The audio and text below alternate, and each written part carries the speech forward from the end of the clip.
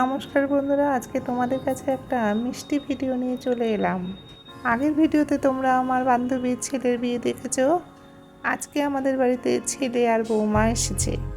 গান বাজনা, সামান্য খাওয়া দাওয়া আর খুব আড্ডা হয়েছে। বৌমা আমাদের খুব সুন্দর গান গায়, তোমাদের সেটাও একটু শুনিয়ে দিলাম। তাহলে দেখতে থাকো ভিডিওটা।